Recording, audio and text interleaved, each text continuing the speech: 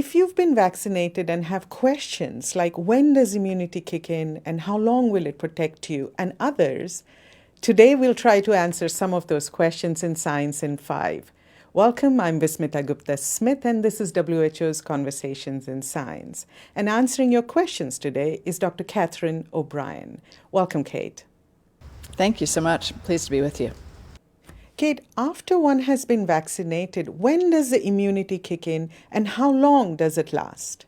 The vaccines that we have right now are all two-dose vaccines. After the first dose, we see a good immune response that kicks in within about 2 weeks of that first dose.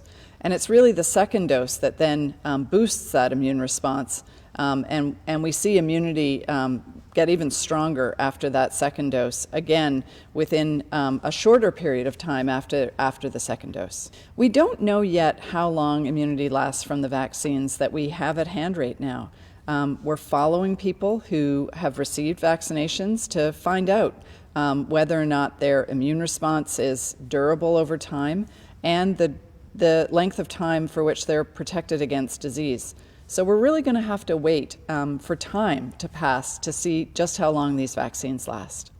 Kate, after one has been vaccinated, can one still catch COVID-19 and can one also infect others?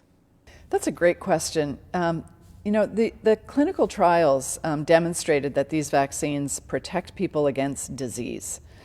What we don't know yet from the clinical trials is whether or not the vaccines also protect people from just getting infected with the SARS-CoV-2 virus, and whether or not it protects against transmitting to somebody else.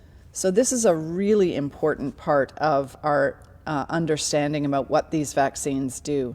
Do they only protect against disease, or do they also protect against getting infected and being able to transmit to somebody else, even if you're not having any symptoms?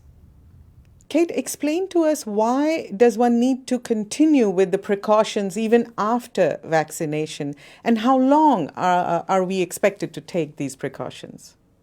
So we really need to continue these precautions while we're still learning about what the vaccines can do. Can they protect against getting infected and transmitting to someone else? And right now we're in a situation where there's still very broad transmission in many countries. The transmission is just out of control.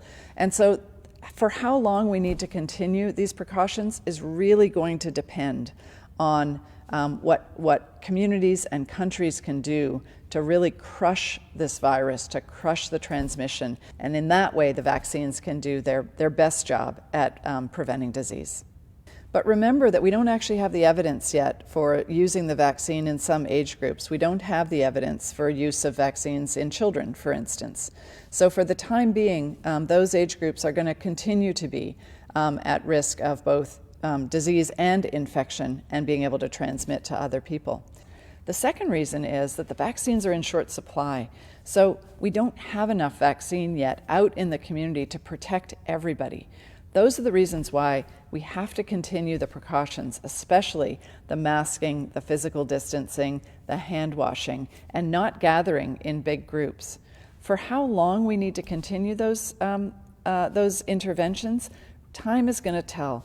Once we get broad vaccination coverage in the community, when we know more about what the vaccine can actually do to prevent infection, we can slowly start taking our foot off the pedal of these other interventions and make sure that the transmission, again, doesn't start to escalate again. Thank you, Kate. That was Dr. Catherine O'Brien.